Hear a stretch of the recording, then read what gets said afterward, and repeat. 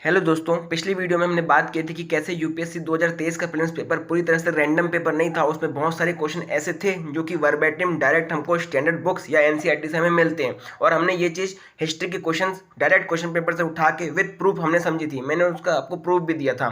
तो आज हम उसी सीरीज को आगे कंटिन्यू करते हैं और आज हम बात करने वाले पॉलिटी की। मैं आज आपको 7 से 8 क्वेश्चन ऐसे दिखाऊंगा जो यूपीएससी 2000 प्रीलिम्स के पेपर में आए थे पॉलिटी से, जो डायरेक्ट हमको एनसीईआरटी और लक्ष्मीकांत से मिलते हैं। तो आइए वीडियो को शुरू करते हैं। हम सबसे पहले क्वेश्चन की बात करते हैं। ये क्वेश्चन पेपर आया था 2023 के प्रीलिम्स पेपर में। Which one of the following statement best reflect the chief purpose of constitution of a country. 4 option दिए हुए। क्वेश्चन में पूछ रहा है कोई भी कॉन्स्टिट्यूशन ऑफ अ कंट्री का चीफ पर्पस क्या होता है। ठीक है, तो पहला ऑप्शन क्या है? It determines the objective for making of necessary laws. It enables the creation of political office and government.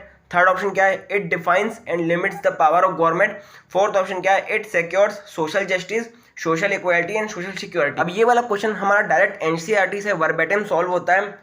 NCERT book का नाम है क्लास 11th की NCERT Indian constitution and work. उसका जो पहला चैप्टर आप निकालोगे उसमें why do we need a constitution नाम से एक चैप्टर दिया हुआ है। उसी में पेज नंबर 5 में एक पॉइंट लिखा हुआ है limitations on the power of government. Basically इस चैप्टर में हमें कॉन्स्टिट्यूशन की जरूरत क्यों पड़ती है उसके बारे में पॉइंट समझाए गए हैं और डिफरेंट पॉइंट दिए हुए हैं। उसी में पेज नंबर 5 में जो थर्ड पॉइंट दिया हुआ है उसमें साफ साफ लिखा हुआ है कि limitations on the power of government, और बाकी दो और फंक्शन भी लिखे हुए हैं कि कैसे स्टेट की पावर कैसे डिसाइड होनी चाहिए उसके बारे में भी कॉन्स्टिट्यूशन में लिखा रहता है। तो अब इस चीज से इसको जब इंटरप्रेट करेंगे, इसको आप पढ़ेंगे इस चैप्टर को अच्छे से, तो आप डायरेक्ट इसका आंसर निकाल सकते हैं कि हाँ, जो कॉन्स्टिट्यूशन होता है वो गवर्नमेंट की पावर को लिमिट करता है। पर इसमें आप एक चीज में कंफ्यूज हो सकते हो, आप भी ये पॉइंट को रेस करोगे कि इसमें ऑप्शन बी दिया हुआ है it enables the creation of political office end of government. ठीक है, अब ये वाला सेम पॉइंट भी एनसीईआरटी में दिया हुआ है, पर मैं आपको एक तरफ आपका ध्यान करना चाहूंगा कि क्वेश्चन में हमसे पूछा क्या है, क्वेश्चन की मेन डिमांड क्या है? What is the chief purpose of constitution of country. तो कॉन्स्टिट्यूशन का हमें चीफ पर्पस बताना है। ऑप्शन बी भी इसका पर्पस हो सकता है, सी भी हो सकता है, लेकिन चीफ पर्पस सी है, क्योंकि जो भी कोई भी कंट्री का कॉन्स्टिट्यूशन होता है वो वहां की गवर्नमेंट की पावर को लिमिट करता है। किसी भी कंट्री का जो कॉन्स्टिट्यूशन होता है वो basically fundamental set of rules होता है। उस कंट्री की पार्लियामेंट या एग्जीक्यूटिव जो भी लॉज वहां पर बनाएगी वो इस फंडामेंटल सेट ऑफ रूल्स जो कि हम कॉन्स्टिट्यूशन कहते हैं उससे सुसंगत होना चाहिए, मतलब उसके अंडर ही आना चाहिए। कोई भी पार्लियामेंट द्वारा बनाया गया लॉ या एग्जीक्यूटिव द्वारा बनाया गया लॉ इसको बाईपास नहीं कर सकता। तो बेसिकली आप ये फर्स्ट चैप्टर पढ़ोगे जिसमें why do we need a constitution में बहुत सारे पॉइंट्स लिखे हुए हैं, उससे आप इस क्वेश्चन का आराम से आंसर निकाल सकते हो। और इस क्वेश्चन का आंसर आप प्रीवियस ईयर क्वेश्चन से भी सॉल्व कर सकते थे। और यहीं पर मैं आपको फिर से एक बार प्रीवियस ईयर क्वेश्चन की इंपॉर्टेंस याद दिलाना चाहूंगा। जैसे हमने पिछली वीडियो में बात की थी, 2020 में यूपीएससी ने सेम क्वेश्चन पूछा, a constitutional government by definition. इसका भी आंसर सेम है, लिमिटेड गवर्नमेंट। और 2021 में भी यूपीएससी ने सेम क्वेश्चन पूछा, एक constitutional government is a government which is limited by the terms of constitution. ये उसका आंसर होगा ऑप्शन नंबर डी। आप देख सकते हैं। अब जो हमारा नेक्स्ट क्वेश्चन है वो लिखा हुआ है consider the following organisation bodies in India. Basically 4 bodies और ऑर्गेनाइजेशन के नाम दिए हुए हैं और हमें पूछा गया है कि इसमें से कौन सी कॉन्स्टिट्यूशनल बॉडीज है। लक्ष्मीकांत बुक में इसका आंसर हमें वर्बेटिम मिल जाता है। उसमें पार्ट नंबर 7 और चैप्टर नंबर 42 चैप्टर है इलेक्शन कमीशन, और वहां से जितनी भी हमारे इंडियन पॉलिटी में कॉन्स्टिट्यूशनल बॉडीज है उस सबका मेंशन लक्ष्मीकांत ने दिया हुआ है और उस सब के बारे में डिटेल चैप्टर में पढ़ाया भी गया हुआ है। तो इसका आंसर हमें मिल जाता है कि इसमें सिर्फ एक ही बॉडी जो मेंशन है, national commission of backward classes, वही सिर्फ कॉन्स्टिट्यूशनल बॉडी है और कोई बॉडी कॉन्स्टिट्यूशनल बॉडी इसमें मेंशन नहीं है। हमारा नेक्स्ट क्वेश्चन है वो प्रेसिडेंट ऑफ इंडिया के इलेक्शन से रिलेटेड है। पहला पॉइंट लिखा हुआ है, if the election of president of India is declared void by the supreme court of India, all the acts done by him her in the performance of duties in the office of president before the date of decision become invalid. Basically short में ये बोल रहा है कि president of India जब elect होते हैं, अगर मान लो इलेक्ट होने के बाद सुप्रीम कोर्ट के द्वारा उनका जो इलेक्शन है वो वॉइड हो जाता है, तो इस बीच में उन्होंने जो भी एक्ट किए होंगे क्या वो इनवैलिड हो जाते हैं? का आंसर हमको वर्बेटिम पेज नंबर 17.4 प्रेसिडेंट वाले चैप्टर में लक्ष्मीकांत में वर्बेटिम आंसर मिल जाता है, जिसमें साफ साफ लिखा हुआ है कि अगर इलेक्शन वॉइड डिक्लेयर होने के बाद सुप्रीम कोर्ट के द्वारा प्रेसिडेंट ने इस बीच में जो भी एक्ट किए होंगे वो बिल्कुल इनवैलिडेट नहीं होते, वो फोर्स में रहेंगे। ये साफ साफ लक्ष्मीकांत में लिखा हुआ है, चाहे तो आप क्रॉस चेक कर सकते हैं। क्वेश्चन का सेकंड स्टेटमेंट कहता है election for the post of president of India can be postponed on the ground that some legislative assembly has been dissolved and election are yet to take place. इसका मतलब ये है कि जब president का election होता है तो हम सभी को मालूम है कि प्रेसिडेंट के इलेक्शन में कौन कौन पार्टिसिपेट करता है। एक तो मेंबर्स ऑफ पार्लियामेंट पार्टिसिपेट करते हैं और दूसरे स्टेट लेजिस्लेटिव असेंबली के मेंबर्स पार्टिसिपेट करते हैं। तो मान लो ऐसी कोई कंडीशन आ जाती है कि एक पर्टिकुलर स्टेट में प्रेसिडेंट रूल लगा हुआ है या फिर वहाँ की जो स्टेट लेजिस्लेटिव असेंबली वो भंग हो चुकी है, तो क्या उसकी वजह से प्रेसिडेंट का इलेक्शन पोस्टपोन हो जाएगा क्योंकि एक स्टेट में वैकेंसी है और उनके मेंबर्स को पार्टिसिपेट करना था इलेक्शन में। तो ये यूपीएससी हमसे पूछ रहा है कि क्या ऐसा हो सकता है, इलेक्शन पोस्टपोन हो सकता है। तो इसका भी आंसर हमें सेम पैराग्राफ में मिलता है 17.4 पेज नंबर में कि अगर किसी स्टेट में वैकेंसी होती है तो उस वजह से प्रेसिडेंट का इलेक्शन हम नहीं रोक सकते। ये सुप्रीम कोर्ट ने खुद इंटरप्रेट किया था और किसी एक केस में जजमेंट दिया था। ये लक्ष्मीकांत में साफ साफ मेंशन है, आप स्क्रीनशॉट देख सकते हैं, चाहे तो आप क्रॉस चेक कर सकते हैं। क्वेश्चन का थर्ड स्टेटमेंट कहता है when a bill is presented to the president of India the constitution prescribe time limits within which he she has to declare his assent. तो इसमें बेसिकली ये पूछ रहा है, वीटो पावर से पूछा हुआ है प्रेसिडेंट की ये क्वेश्चन पूछा है कि जब भी पार्लियामेंट कोई लॉ पास करके प्रेसिडेंट के पास भेजती है तो क्या कॉन्स्टिट्यूशन ने कोई टाइम लिमिट प्रिस्क्राइब की है कि प्रेसिडेंट को इस टाइम लिमिट के विदिन ही उसको अपनी एक्सेंट देनी पड़ेगी, मतलब प्रेसिडेंट को उस एक्ट पे साइन करना पड़ेगा। तो इसका भी आंसर हमें लक्ष्मीकांत में वर्बेटिम मिल जाता है। पेज नंबर 17.11 में प्रेसिडेंट की वीटो पावर का मेंशन किया हुआ है, जिसमें पॉकेट वीटो नाम की हेडलाइन दी हुई है। उस पॉकेट वीटो की हेडलाइन में आप पढ़ सकते हैं कि the president can exercise his veto power as the constitution does not prescribe any time limit within which he has to take the decision. मतलब कॉन्स्टिट्यूशन ने ऐसी कोई टाइम लिमिट प्रिस्क्राइब नहीं की है कि उस समय निधि में उसको कोई प्रेसिडेंट को कोई साइन करना है या उसी टाइम में उनको डिसीजन लेना है। और साथ में ये भी मेंशन किया है कि यहाँ पर जो हमारे प्रेसिडेंट की पावर है वो यूएसए के प्रेसिडेंट की पावर से डिफरेंशिएट कर जाती है, क्योंकि यूएसए में वहाँ पर टाइम लिमिट दी गई है कि जो वहाँ के जो प्रेसिडेंट है उनको विद इन 10 डेज में बिल को वापस भेजना पड़ेगा या फिर साइन करना पड़ेगा। ठीक है, और यहाँ पर एक लाइन भी लिखी हुई है, it is remark that pocket of Indian president is bigger than that of American president. मतलब जो इंडियन प्रेसिडेंट की जो वीटो पावर है वो अमेरिका के प्रेसिडेंट से बड़ी पावर है, क्योंकि यहाँ पर टाइम लिमिट नहीं दी गई लेकिन वहाँ पर टाइम लिमिट दी गई है। तो इसका भी आंसर हमें वर्बेटिम मिल जाता है। अगला क्वेश्चन आता है हमारा फाइनेंस बिल और मनी बिल से रिलेटेड। ये क्वेश्चन एकदम ट्रिकी सा क्वेश्चन यूपीएससी के द्वारा पूछा गया था। अगर आप इस क्वेश्चन को एग्जाम हॉल में समझ पाते तो इसका भी आंसर हमें लक्ष्मीकांत में वर्बेटिम मिल जाता है। इस क्वेश्चन को समझने से पहले मैं आपको दो बातें बताना चाहता हूँ। फाइनेंस बिल क्या होता है और मनी बिल क्या होता है। मनी बिल वो बिल होता है जिसकी डेफिनेशन हमें आर्टिकल नंबर 110 में दी गई है। उसके अलावा जो भी फाइनेंस से रिलेटेड बिल होते हैं उन्हें फाइनेंस बिल कहते हैं। ठीक है, तो सबसे पहले स्टेटमेंट क्वेश्चन में क्या लिखा हुआ है, when the Lok Sabha transmit finance bill to the Rajya Sabha it can amend और रिजेक्ट द बिल। ठीक है, पहला स्टेटमेंट ये, इसका सेम आंसर लक्ष्मीकांत में वर्बेटिम हमको मिलता है।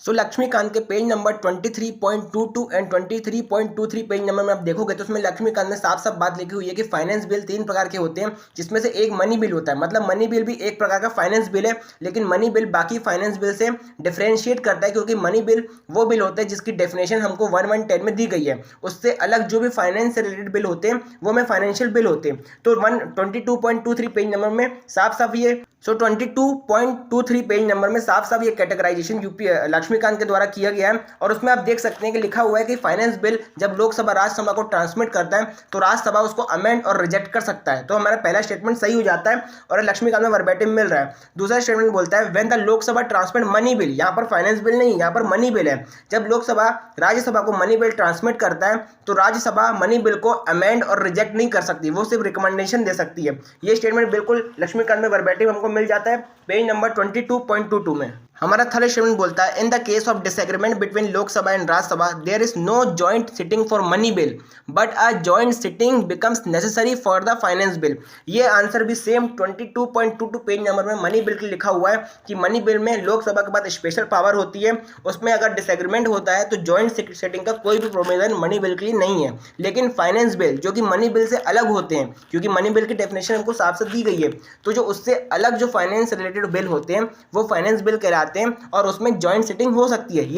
ये भी क्वेश्चन, ये भी same paragraph same line 22.24 page number में लक्ष्मीकांत के पुराने एडिशन में लिखी हुई है। आप चाहे तो क्रॉस चेक कर सकते हैं। जो अगला क्वेश्चन है वो शेड्यूल एरिया से रिलेटेड है। हमें पता है स्टेट में कुछ ऐसे एरियाज होते हैं जो ट्राइबल्स के द्वारा इनहेबिटेड किए जाते हैं और उन एरियाज को हम शेड्यूल एरियाज कहते हैं। उन्हें स्पेशल एडमिनिस्ट्रेटिव प्रोटेक्शन दी जाती है। और 6th शेड्यूल में कुछ एरियाज ऐसे हैं जिन्हें हम ट्राइबल एरियाज कहते हैं, उन्हें अलग से 6th शेड्यूल में डाला गया है। तो उन्हीं से रिलेटेड यूपीएससी ने क्वेश्चन पूछा कि स्टेट में कोई भी शेड्यूल एरिया है उसको नोटिफाई कौन करता है। यूपीएससी ने पूछा इसे प्रेसिडेंट करता है। इसका वर्बेटिम आंसर हमको लक्ष्मीकांत में मिल जाता है। 41 chapter schedule and tribal areas नाम का चैप्टर है पुराने एडिशन में।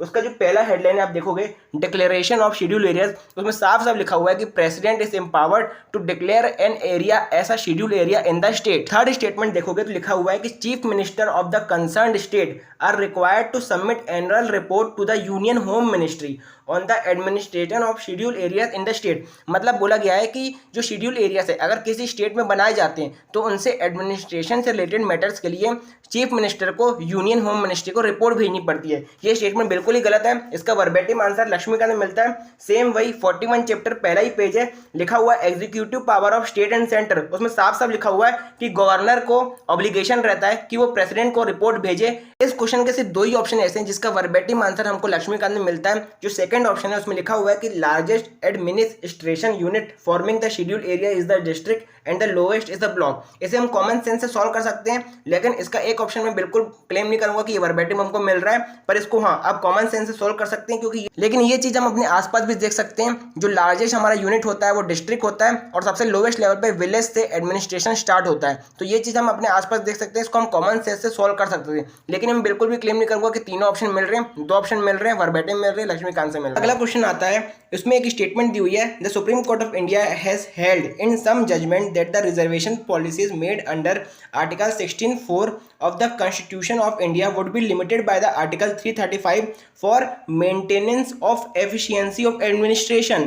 सेम लाइन वर्बेटिम हमको लक्ष्मीकांत में मिलती है। पेज नंबर 68.2, चैप्टर का नाम है special provisions relating to certain classes. उसमें हेडलाइन नंबर सेकंड देखिए, claims of ST and ST to services and post. उसमें साफ साफ लिखा हुआ है जो एसटी और एससी के जो क्लेम्स रहेंगे वो कंसिडरेशन में लिए जाएंगे for appointment in certain post पर without hurting the efficiency of administration. मतलब एडमिनिस्ट्रेशन की एफिशिएंसी को बिना सेक्रीफाइस किए उनके क्लेम्स को लिए जाएंगे। साफ साफ हमको verbatim answer 68.2 page number Laxmikanth में मिलता है। पर आप लोग बोलोगे ये तो एक ही स्टेटमेंट हुआ, व्हाट अबाउट सेकंड स्टेटमेंट? उसमें बोला कि कॉन्स्टिट्यूशन ने डिफाइन किया है एफिशिएंसी ऑफ एडमिनिस्ट्रेशन। ठीक है, मैं मानता हूँ कि ये लाइन बिल्कुल भी वर्बेटिम हमको लक्ष्मीकांत में नहीं मिलती, लक्ष्मीकांत में उसका मेंशन तक नहीं है। पर मैंने क्या कहा है कि previous year question integral part है आपकी तैयारी के, अगर आप उसको छोड़ के जा रहे हो तो आप बहुत बड़ी गलती कर रहे हो। अगर आप प्रीवियस ईयर क्वेश्चन पढ़ोगे तो आपको यूपीएससी का ट्रेंड समझ में आएगा कि वो ऐसे टर्म को पूछता है जो कॉन्स्टिट्यूशन में डिफाइन ना हो, जैसे untouchability, minority, efficiency of administration. ये सब टर्म आपको समझ में आएगा कि यूपीएससी इन सबको पूछता है जो वहां पर डिफाइन ना हो। और आमतौर में कॉन्स्टिट्यूशन जब आप पूरी लक्ष्मीकांत बुक पढ़ लोगे तो आपको समझ में आएगा कि ये सब ऐसे टर्म्स हैं जिनको यूपीएससी कॉन्स्टिट्यूशन डिफाइन नहीं करता। तो अगर आप कॉमन सेंस से जाते, प्रीवियस ईयर क्वेश्चन के ट्रेंड से जाते, तो अब ये वाला क्वेश्चन मार्क कर लेते हैं। अगला क्वेश्चन आता है, उसमें 3 स्टेटमेंट दी हुई है। पहला स्टेटमेंट लिखा हुआ है, according to the constitution of India central government has a duty to protect state from internal disturbance. ये इसका वर्बेटिम आंसर आपको लक्ष्मीकांत में मिल जाएगा, 2 जगह पे मिलेगा। एक इमरजेंसी प्रोविजन वाले चैप्टर में मिल जाएगा। मैं इसका आपको सबूत नहीं दे रहा हूँ क्योंकि ये क्वेश्चन बिल्कुल ही रैंडम है, सिर्फ इसमें हमको एक स्टेटमेंट मिलती है लक्ष्मीकांत से, बाकी 2 पूरी रैंडम है। पर इसका भी आंसर आपको इमरजेंसी प्रोविजन वाले चैप्टर में मिल जाएगा, चाहे तो आप क्रॉस चेक कर सकते हैं। और दूसरा जो सेंटर स्टेट रिलेशन नाम का चैप्टर है लक्ष्मीकांत में, इसका वर्बेटिम उल्लेख भी आपको वहां पर मिल जाएगा। तो हमारा इससे स्टेटमेंट 1 तो सॉल्व हो जाता है, लेकिन बाकी के स्टेटमेंट सॉल्व नहीं होते, वो बहुत ज़्यादा डिफिकल्ट है। इसका उल्लेख या आंसर मेंशन लक्ष्मीकांत में हमको बिल्कुल भी नहीं मिलता। और खासकर प्रिवेंशन ऑफ टेररिस्ट एक्ट 2002 के बारे में पूछा, इतना पुराना एक्ट है तो बहुत मुश्किल हो जाता है। और ये अनप्रैक्टिकल भी है कि इतना लंबे एक्ट को, इतने पुराने एक्ट को हम पढ़ के जाए। अगर ये करंट में रहा भी है तो इसके इतने सारे प्रोविजन को हम याद नहीं कर पाएंगे। ये बिल्कुल भी एकदम प्रैक्टिकल वे नहीं है तैयारी करने का। तो मैं इसको बिल्कुल ही रैंडम कैटेगरी में रखता हूँ और मानता हूँ कि यह क्वेश्चन बिल्कुल रैंडम आए और बहुत डिफिकल्ट क्वेश्चन आया है। बहुत ही रैंडम सा क्वेश्चन पूछा और बहुत ही डिफिकल्ट सा क्वेश्चन पूछा यूपीएससी ने प्रेसिडेंट ऑफ इंडिया के इलेक्शन के बारे में। पहला पॉइंट जो लिखा हुआ है, the member nominated to either house of parliament और legislative assembly of state are eligible to the included in electoral college. ये तो पहला स्टेटमेंट बहुत इजी है, लक्ष्मीकांत में इसका आंसर मिल जाएगा कि प्रेसिडेंट के इलेक्शन में कौन कौन शामिल होता है। और हमने इसके बारे में पढ़ चुका है, प्रीवियस ईयर जो हमने क्वेश्चन सॉल्व किया था वो भी, उसमें भी हमने बात की थी कि कौन कौन उसमें शामिल होता है इलेक्शन में। तो यही स्टेटमेंट पूछ लिया, लक्ष्मीकांत में बिल्कुल वर्बेटिम मिल जाएगा प्रेसिडेंट वाले चैप्टर में। लेकिन आप बाकी के ऑप्शन देखिए, the value of vote of each MLA of Madhya Pradesh is greater than Kerala. अब आप कितना भी बुक पढ़ लो, कितना भी न्यूज़पेपर पढ़ लो, इतना डिटेल में कभी नहीं पढ़ पाओगे और इसको पढ़ना एकदम एकदम बेवकूफ़ी है, क्योंकि इतने डिटेल में कोई भी नहीं पढ़ सकता। आखिर हर हम भी ह्यूमन है, कितना ही मेमोराइज कर लेंगे फैक्ट को। तो बिल्कुल भी इन प्रैक्टिकल वे मैं आपको सजेस्ट नहीं करूंगा। प्रैक्टिकल वे यही है कि इतने डिटेल में पढ़ना नहीं चाहिए। नेक्स्ट क्वेश्चन है कॉन्स्टिट्यूशन डे से रिलेटेड। लिखा हुआ है पहले स्टेटमेंट में कि 26 नवंबर को हर साल कॉन्स्टिट्यूशन डे मनाया जाता है ताकि सिटीजन्स के बीच में कॉन्स्टिट्यूशन वैल्यूज़ को प्रमोट किया जाए। एकदम बेसिक सा क्वेश्चन है, एकदम कॉमन सेंस सा क्वेश्चन है। अगर आपने नहीं भी पढ़ा है तो आप 26 नवंबर से गैस कर सकते हो। अगर आपने यूपीएससी की तैयारी की हो, और यूपीएससी की छोड़ो किसी भी एग्जाम की तैयारी करोगे तो इतना तो हर एग्जाम में पढ़ा देते हैं। आप लक्ष्मीकांत पढ़ोगे तो उसमें भी साफ साफ लिखा हुआ कि 26 नवंबर को हमारे कॉन्स्टिट्यूशन अडॉप्ट किया गया था, उसमें साइन किया गया था। भले ही 26 जनवरी से वो अडॉप्ट किया गया था, लेकिन उसमें साइन 26 नवंबर को हो गए थे, जो कि डेट प्रीएम्बल में भी लिखी हुई है। तो आराम से कॉमन गेस कर सकती हो, न्यूज़ में भी रहता है। तो ऐसे बिल्कुल नहीं है कि रैंडम क्वेश्चन है। स्टेटमेंट 2 देखिए, 26 नवंबर 1949 को लिखा हुआ है कि ड्राफ्ट कमेटी बना गई थी कॉन्स्टिट्यूशन को प्रिपेयर करने के लिए। बिल्कुल गलत क्वेश्चन है। लक्ष्मीकांत में वर्बैटिम आंसर मिल जाएगा। शुरुआती चैप्टर में हिस्टोरिकल बैकग्राउंड के नाम से चैप्टर है, उसमें मिल जाएगा इस दिन कॉन्स्टिट्यूशन अडॉप्ट हुआ था, ना कि कमेटी बनी थी। कमेटी तो बहुत पहले बन गई थी, जब पहले बनेगी तभी तो इस दिन पे अडॉप्ट हुआ होगा। तो एकदम कॉमन सेंस से इसको सॉल्व कर सकते हैं। अगर आपने लक्ष्मीकांत पढ़ी होगी तो भी सॉल्व कर लोगे, नहीं पढ़ी होगी तो ये क्वेश्चन कॉमन सेंस से सॉल्व किए जा सकता है। तो ये क्वेश्चन बिल्कुल ईजी है, बिल्कुल रैंडम नहीं है, तो इसका भी आंसर हमें वर्बैटिम मिल जाता है। अब जो हमारा अगला क्वेश्चन आता है उसमें लिखा हुआ है in essence what does due process of law mean. अब देखो ये क्वेश्चन मैं डायरेक्ट वर्बैटिम बोलूंगा, इसलिए बोलूंगा क्योंकि बिल्कुल भी रैंडम नहीं है। आप फंडामेंटल राइट के चैप्टर पढ़ोगे, उसमें आर्टिकल नंबर 24 में साफ साफ लिखा हुआ है कि सुप्रीम कोर्ट ने मनेका गांधी केस में इसको इंटरप्रेट किया था। तो लक्ष्मीकांत बुक जब आप पढ़ोगे और अपने यूपीएससी की तैयारी कर रहे हो तो ऐसा हो ही नहीं सकता कि आप इन दोनों टर्म का मतलब ना समझो। आप कहीं से भी समझोगे, गूगल से समझोगे, यूट्यूब से समझोगे, तो आपको इनका मतलब समझ में आएगा। और जहां आपने इन दोनों टर्म का मतलब समझा तो आप आराम से इस क्वेश्चन को टेक कर लोगे। इसका आंसर है प्रिंसिपल ऑफ नेचुरल जस्टिस। ठीक है, तो मैं इसको ऐसा नहीं बोलूँगा कि एकदम रैंडम क्वेश्चन आ गया था। ये ऐसा क्वेश्चन आया जो यूपीएससी एस्पायरेंट नॉर्मली पढ़ते हैं, क्योंकि वो फंडामेंटल राइट्स का चैप्टर पढ़ते हैं और उसमें टर्म साफ साफ मेंशन है। तो दोनों टर्म्स के बीच का डिफरेंशिएशन भी हम करते हैं। तो ऐसा नहीं कि हमें कोई अलग से इसके लिए बुक पढ़नी पड़ती है। ये नॉर्मल हम कहीं से भी पढ़ते हैं, चाहे हम सेल्फ स्टडी ही क्यों ना कर रहे हो, हम किसी के नोट से ही क्यों ना पढ़ रहे हो। अगर हम सेल्फ स्टडी करेंगे तो हम यूट्यूब से देखेंगे या गूगल से सर्च करेंगे, तो हम इसके बारे में पढ़ के जाते ही जाते हैं। ऐसा नहीं है कि रैंडम है और हम नहीं, इसके बारे में हम अनजान रहते। ठीक है, तो मैं इसको भी बोलूँगा कि एकदम नॉर्मल सा क्वेश्चन है, कोई भी रैंडम नहीं है। इसका आंसर सॉल्वेबल है, डुएबल है, तो ये इजी क्वेश्चन है। ठीक है, ऐसा ही सेम नेक्स्ट क्वेश्चन आता है। लिखा हुआ है in India which of the following constitutional amendment was widely believed to be enacted to overcome the judicial interpretation of fundamental rights. अब देखो इसमें यूपीएससी ने एकदम वेग क्वेश्चन पूछा हुआ है। क्या लिखा हुआ है कि वाइडली बिलीव्ड।